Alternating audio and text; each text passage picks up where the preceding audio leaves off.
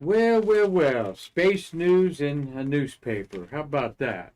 And I'm going to share it with you today. Hello, everybody. I'm Marquette. We're so glad you're with us to stay curious today as we got this was a newspaper for those of you that haven't held one in your hands in a while.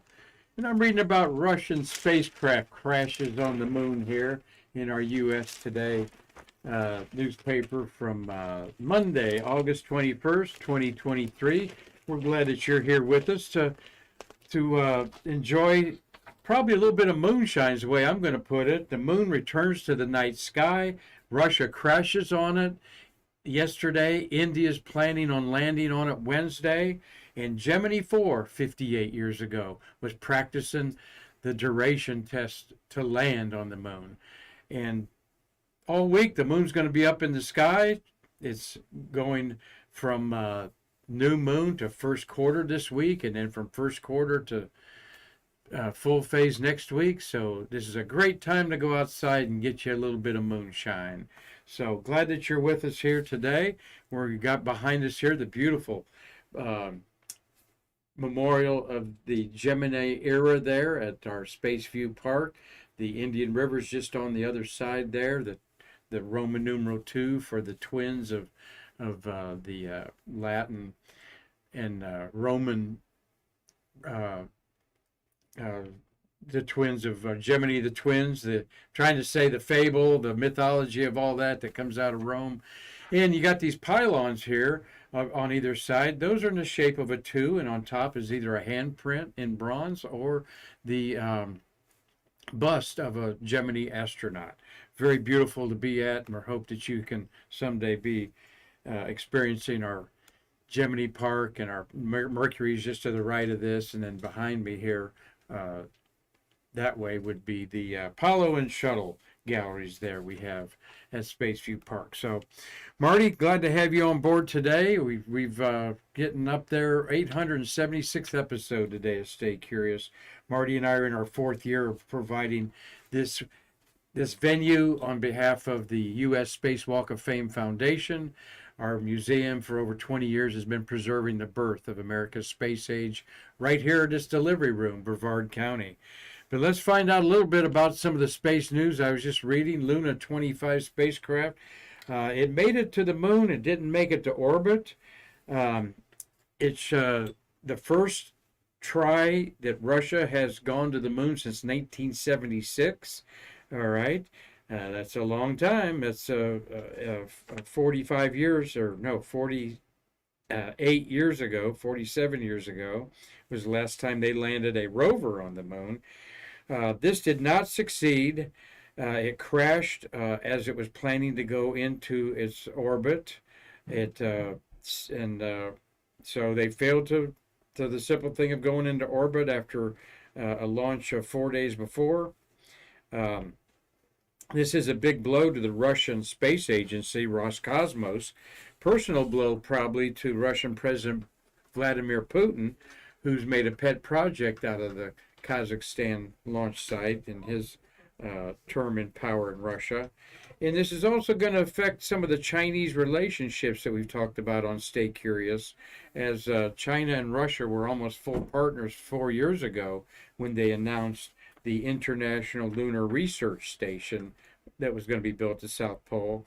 Then with the invasion of Ukraine, China's backed off the full partnership with Russia, but Russia's is in their plans to with autonomous robotic spacecraft, develop a research station at the South Pole. So don't know if this is going to kick Russia out of the team there that China's putting together, but time will tell. So here's the, just wanted to look at you're going to be looking at the moon. That's the full moons that'll look next week, going to full phase. But you're going to look up at the moon the next couple nights if it's clear, because that crescent moon's just too gorgeous to resist.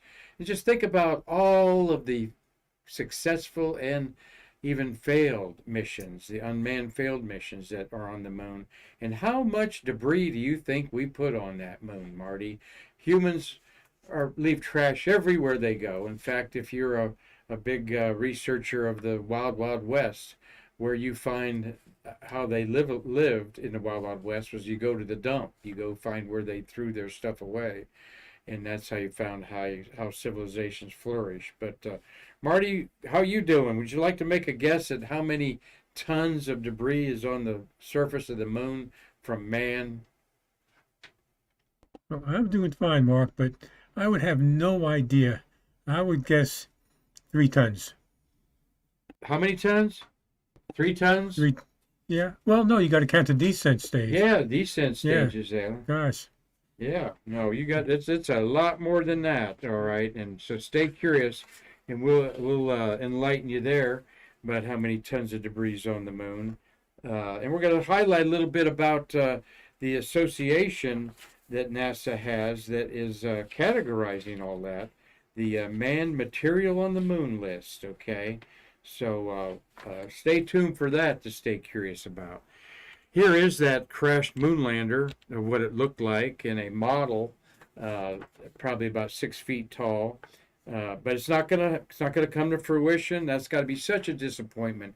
Anytime a complex mission, interplanetary or to the moon fails, that literally just puts people on the streets because there's some researchers, no doubt, that were planning on spending the next year or analyzing the data that they were going to get during the 14-day moon cycle, or however it was going to be daylight, however long that was going to be operating. Had solar panels on it, so it looks like it needed sunlight to operate. So anyway, that has crashed at the south pole of the moon.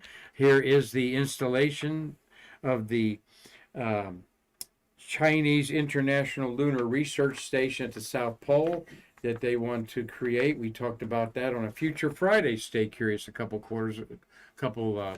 Fridays ago. On Fridays we try to do future Fridays on Stay Curious. Mondays we try to do astronomy, and you're always going to hear plenty about the moon from me, no matter what day of the week it is. So, because that is our Artemis destination, that is our closest neighbor in space, and there we are looking at it tonight, wherever you're at on Earth. But China, not China, India has Chandrayaan 3 is going to make a soft landing on the moon. I am predicting that this is going to happen. It's going to be Wednesday, August 23rd. The time that India is stating, India's time schedule is 9.5 hours. We're behind it. So, the best of my ability, it says on this that it's going to land August 23rd at 7:50 a.m. And that's about our time. Okay, that has been updated. So you want to start looking at about a quarter after 7 on August 23rd. They're going to have a live broadcast of this landing. And the Chandrayaan's already in orbit, and it has provided some pictures of the moon with his digital camera. There's one of them there. And things are going well with it. This took a very indirect path. It actually was launched and then put up, it was a ride share, I believe, on one of the SpaceX's, and it just kept pushing that envelope of the orbit out further and further until the orbit got over 200,000 miles out, and the moon's gravity captured the spacecraft, and it's in a very circular orbit, about 60 miles above the surface. They're going to attempt to land it Wednesday morning. A very exciting week with a crewed launch on Thursday night, Friday morning, actually Friday morning, of course, 3:49 a.m. Crew 7 going up with 4 astronauts to the space station. We've got a moon landing going on. So a busy week here if you're a space geek to keep up with everything. Here is the lander of the Chandrayaan 3. Now, 4 years ago, they tried to do this, and it crashed. So it's their second attempt. This is a rather big, heavy vehicle. It weighs nearly 4,000 pounds, 2 tons, Marty, and the rover's about 80 pounds. So you have a scientific station that's going to be stationary, and then a rover is going to try to find some components of water, ice, so forth, where it lands on the South Pole there. So we wish them well, see that happens, and I'll be up early Wednesday to monitor that live. Like I said, they have a live feed that you can go back and look at. There's the, just go Chandrayaan 3 live, and it'll take you to this website here. So looking forward to that.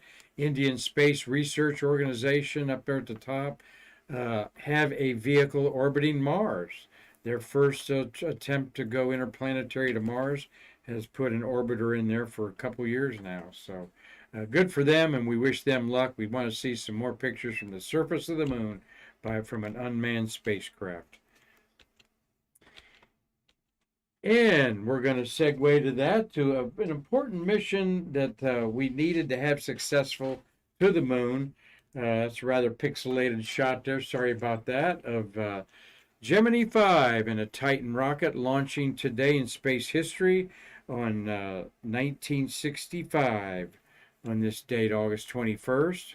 Let me make that a little bit smaller there. Yeah.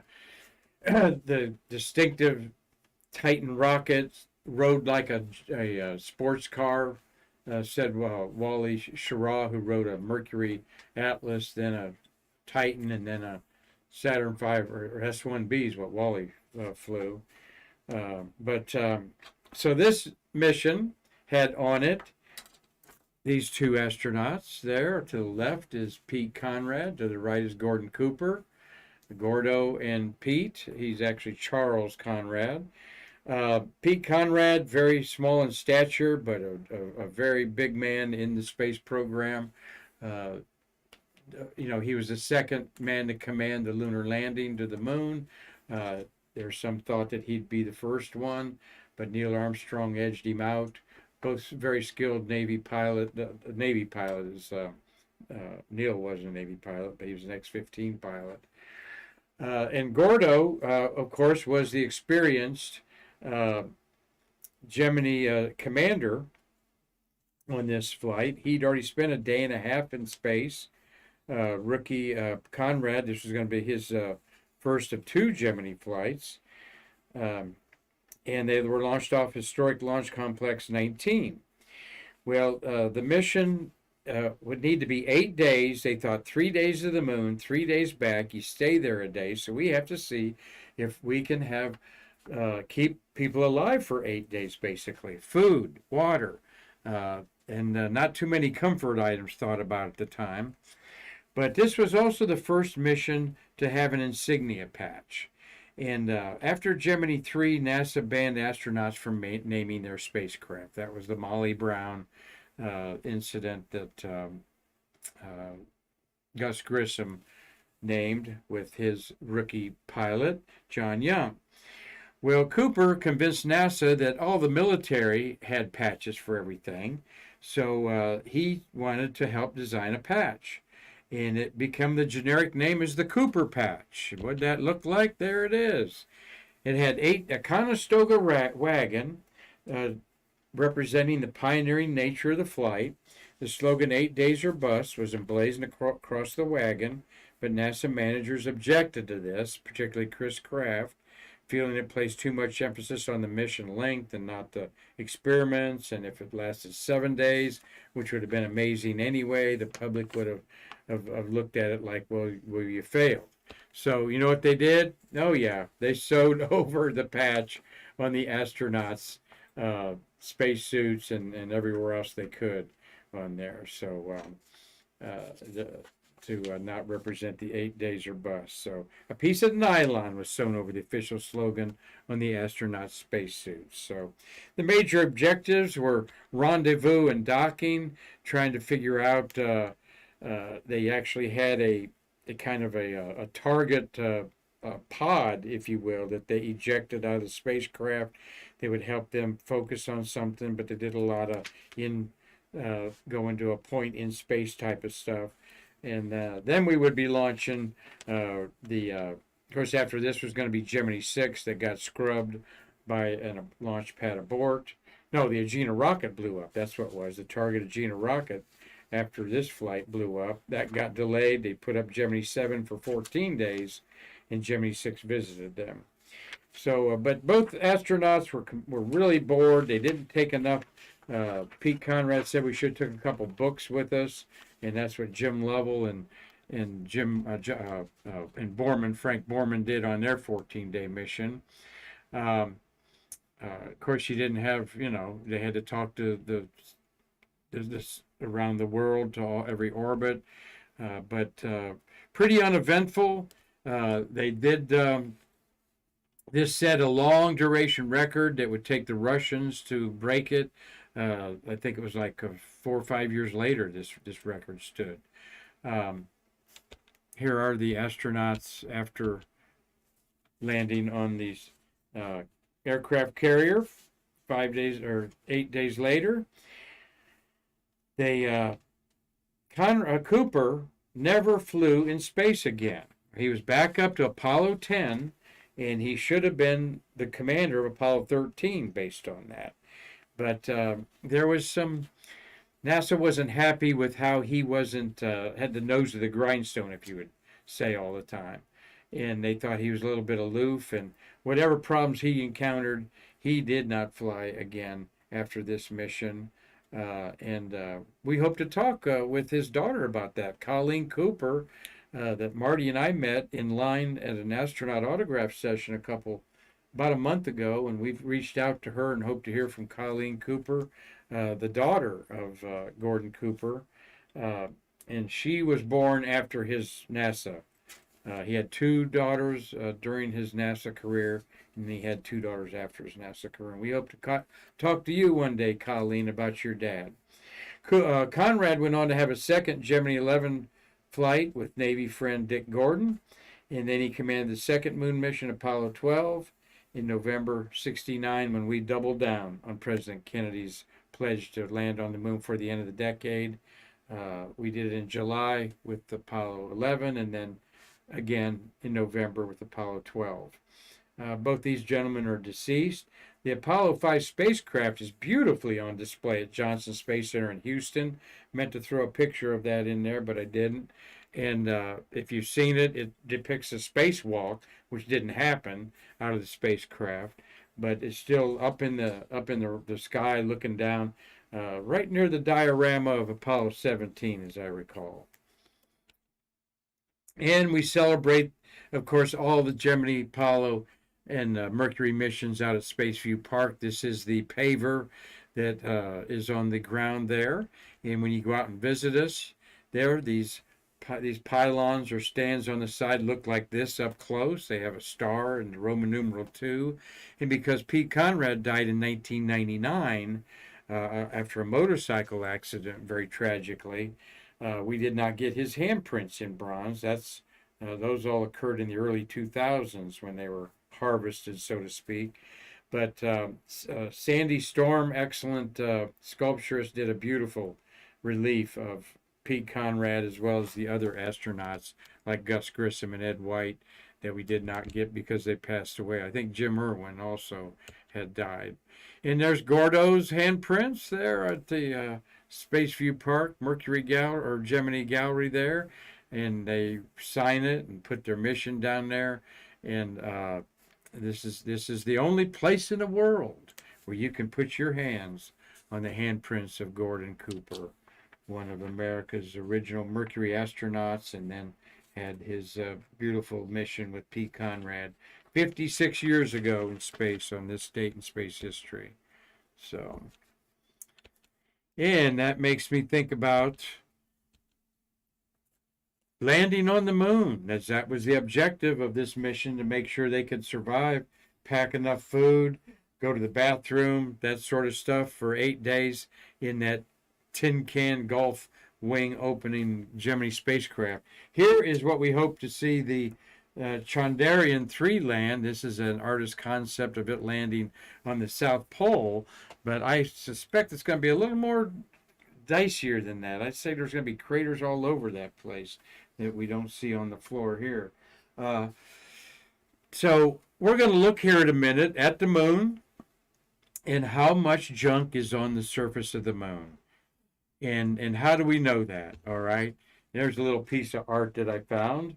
Yes, wherever man goes, he is a mess and creates messes all over the place.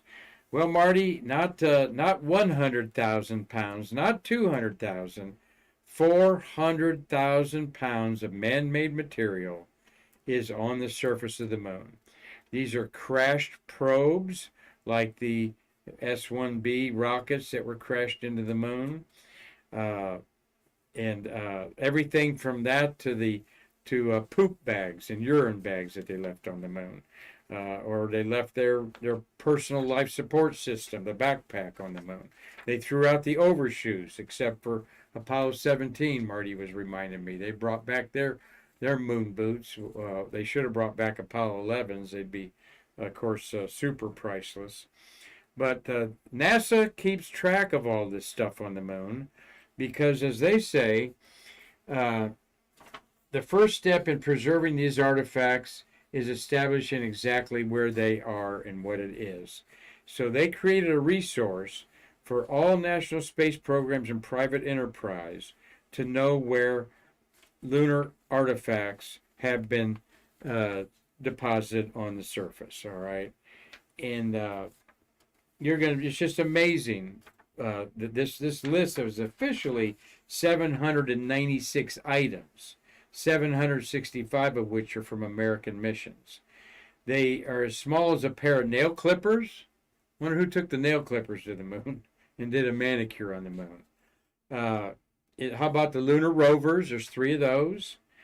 They're entirely not sure where everything is exactly, but they know that it's a cluttered, barren lunar landscape with a lot of human things, from watch wristbands to jewelry, maybe photographs.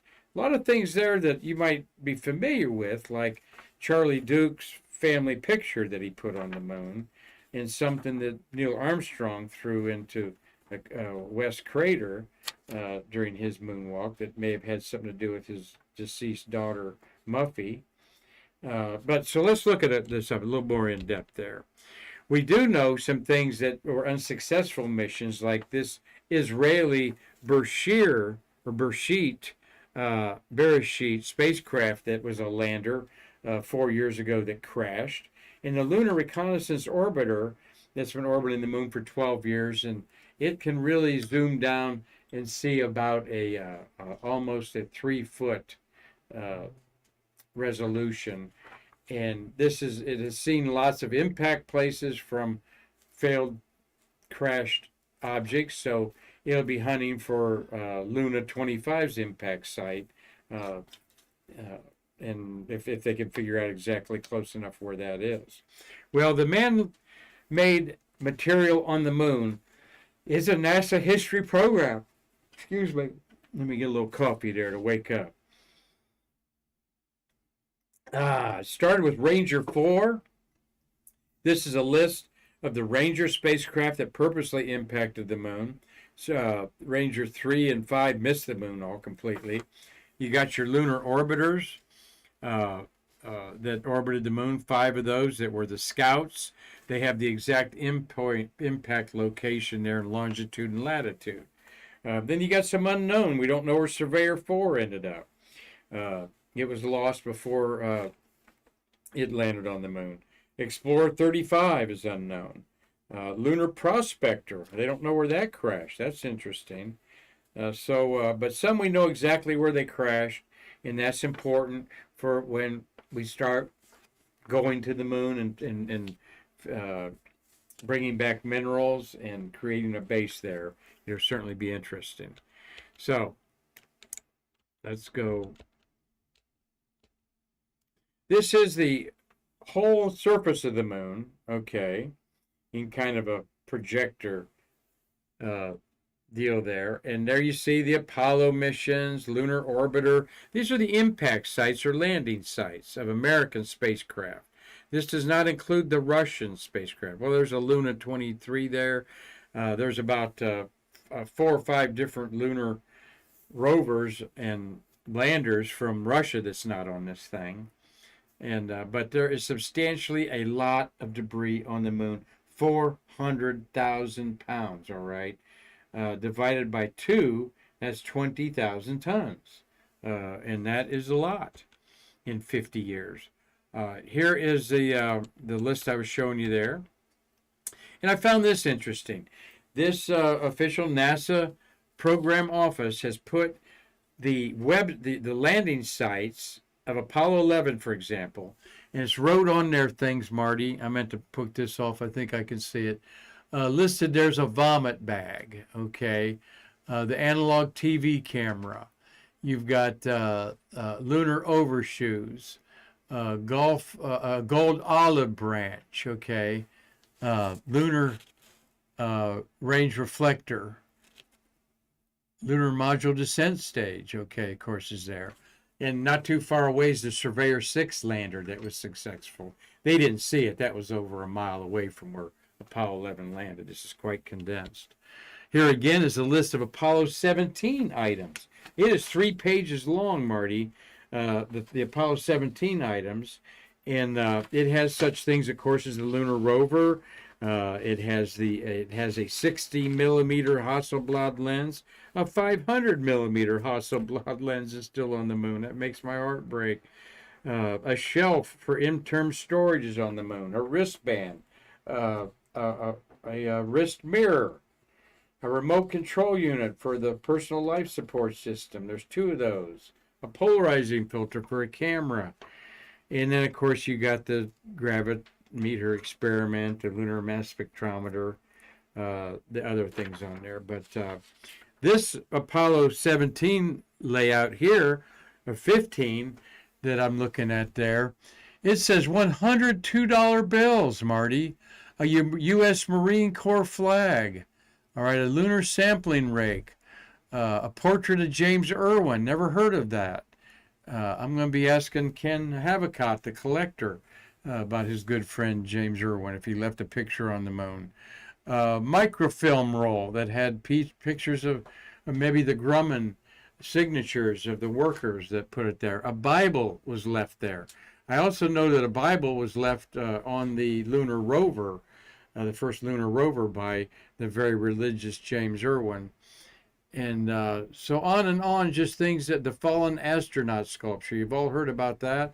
And then each one of those dots represents something personal or something part of the spacecraft that was left on the moon there. So, and then finally, the last little chart here is the you got Soviet material. Chinese has got the Chang 1 orbiter has crashed on the moon. The Chandrayaan 1 lunar orbiter crashed on the moon 4 years ago. You've got several Japanese orbiters. Kagaya, which is Selene. You want to see some beautiful imagery just to watch on YouTube. Google Selene orbit around the moon. And you'll see some play it all the time here at our docent desk. So a lot of stuff. On the moon, 400,000 pounds of man-made material that's there waiting for the lunar settlers there. So thought you might find that interesting as Russia added another, probably another ton of material on the moon. And we hope that when India is landing on the moon, be Wednesday morning, about 7:30 to watch. Now you go to the website and you can find, just Google Chandrayaan 3 is Chandra, Chandra, Yaan 3, and it'll take you to watch it, and I can't wait to hope they make it. Fingers will be crossed. We want to see some cool pictures from the surface of the moon from India. They will be sharing them left and right. China's had a rover on the backside of the moon for over 2 years, and haven't seen a whole lot of activity from that, but all right, well, finally, for Stay Curious, we're going to give you a little star curious or moon curious, as we've been telling you how to talk like an astronaut. So when I say today that the moon is 4 days old, all right, you should think crescent moon phase, all right? If I say the moon's 20 days old, you're going to know that it's after full moon and it's not rising until after midnight. 14-day-old moon is full moon. 0 is new moon. And it's a 28-day cycle that astronomers talk like. So to talk like an astronomer, today we're looking at a 4-day-old moon. Now this is a nice app that's called easy enough, Phases of the Moon. It's an Android app for all of you Apple users out there. Don't know what they call it, but its illumination is 21% of the side we see, and it's 4.5 days old. So it's a 4.5 day old moon. 7 days old is first quarter, and that's going to be Thursday. So the distance of the moon is exactly 245,343 miles and a third of a mile there when I punch this in.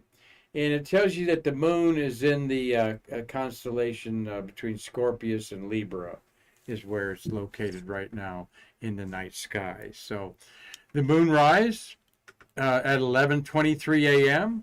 So it's hard to see it at this crescent phase in the daylight, but if you knew where to look, you could. And moon set is going to be at 10:52 p.m. And it's not too bright, so it's not going to interfere with the faint fuzzies out there. So look at all that information I get from a moon app. And there is the way the moon looks tonight in a photograph I took a while back. Along the edge of the moon is the daytime between night and day, and that's called the terminator. Has nothing to do with Arnold Schwarzenegger, okay? Terminator is on Earth, we call that twilight, all right? Before the sun rises and right after it sets. That's where it would look like if you're looking at the Earth around whatever part of the country or the world you live in. For your twilight time, we have the terminator dividing night and day. And if you get interested in astronomy, of course, the moon is the first object that you're going to be looking at, and get you a decent moon map or download one. Learn some of the names of the moon. One of the more confusing things about the moon is when you look at it through a telescope, it usually flips it upside down and maybe left to right. So there's maps for that because it can be confusing. Why does that happen? Because to put another piece of glass that will correct that lunar image and make it right side up degrades the image slightly, and it's another piece of glass that has to be put in a telescope. And astronomers don't care what's up and down because it doesn't matter. It's just a perspective that you look at. So there is no real north or south pole in the universe.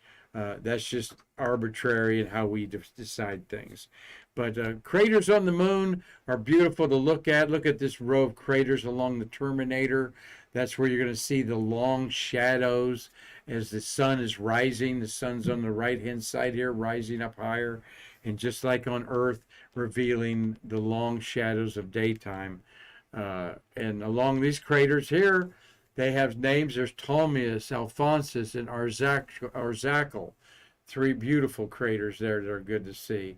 The lunar flat areas are frozen lava seas. That one is called the Central Bay, or Meridiana Sinus in Latin. There's another crater, Algibontanus there, named after Greek philosophers, Roman philosophers, mostly men, of course. These were named in the 1800s, but every crater's got a name to it and some history to it, and it's fun to just not photograph them. Maybe you want to sketch them. Maybe you want to make a poem about the moon. I'm constantly reminding everybody that nobody owns the moon. It's there for you to do what you want, like anything in the sky, which I think is so cool that you own the universe, so to speak. You take a picture of the moon, that's your picture, and or a painting or a drawing or a poem on there. So, and just another little close up again of some beautiful craters. The Sea of Nectar there. What a cool thought, a sea of nectar, Nectarius there. You got Katharina, Cyrillus, and Theophilus. Again, when these craters are on the edge of the terminator, they look spectacular. 4 or 5 days later, when the sun is higher up and you don't see the shadows, they're less interesting. So it's fun to watch the advancing craters, shadows as you watch the moon get older and older. So also get you a star map. This is the evening of August. This is good till September, but skymaps.org is a nonprofit that we promote, that you can download sky chart for about 9 o'clock tonight is what this shows. It'll give you all the information you need on the left there. They've got some info of what's in the sky. The moon is near Spica, I think, a constellation, a star. In the blue stripe you see there, Marty, that is where the Milky Way is in the sky. So you just go look to the south. The Milky Way will be in the southern horizon, where Scorpius and the Teapot constellation of Sagittarius is. Though he's an archer. They didn't have tea kettles back in the day when they named these constellations. But stretching overhead is the Milky Way if you're in a dark area, a reasonably dark sky in your backyard, meaning you're not in the suburbs then you're going to see the Milky Way pretty good. Hope Kyle King gets out and looks at the Milky Way this weekend. It's going to be less and less Milky Way time as the moon gets brighter. And next week, the moon's going to wash out the Milky Way almost. So it'll be the first week of September when you're going to see the Milky Way real good again. Bill Whiting, he'll be seeing the Milky Way up in Michigan tonight. Robert Law up there in Scotland. Dave Stengy, good to see you. Carlton Bailey is going to be from his hacienda there at Canaveral Groves. Doug Forrest is watching today. Hey, Doug, Space Monkey, Tom Usiak. Hope you made it home, Tommy. Glad to have you and your brother and Carlton Bailey on Friday. If you missed that, stay curious. You'll want to watch it again. We had a lot of fun. That's going to be on our brag book reel there. What a great program we had Friday with Tom, Mark Usiak, and Carlton Bailey. The three amigos, the three rocket hobos were here on set. And Cynthia Rossi, thank you for staying curious with us today. And one final thing that we're going to talk about is, next to final thing, is the sun is very active. It's an 11-year cycle. The sun is the hottest and most active it has been in several decades, yet the global climate change people don't consider that significant when they're looking at the data of a hot July that they're insinuating was completely because of man denigrating our planet here, which we're doing plenty of that. But keep in mind, this is star, our favorite star up there, supplies all the heat, everything for life, can't live without it. And these are sunspots across it right there. Today, what's happening right now, these sunspots. And they give them numbers so astronomers can keep track of them. And amateurs are just eat up with photographing the sun and the prominences, which are flames licking off the edges, and all of the detail. The sun's surface looks like boiling oatmeal, if you will, or rice in a pan. And we see this across the equator, and then you see at the far left over there on the left edge, Marty, you just barely see one coming around the edge. Now the sun rotates around once every 33 days, all right? Very slow, 33 days. So to go from the left side of the sun to the right side of the sun takes about 15 days, all right? So these sunspots are around for a while, and we know that there's a big sunspot on the back of the sun. We know that because this is a photograph of that big sunspot right there in the middle from the rover Perseverance on the surface of Mars. And I forgot to write down the pixels, but it's about 90 pixels is the what they can get of the sun on a CCD chip.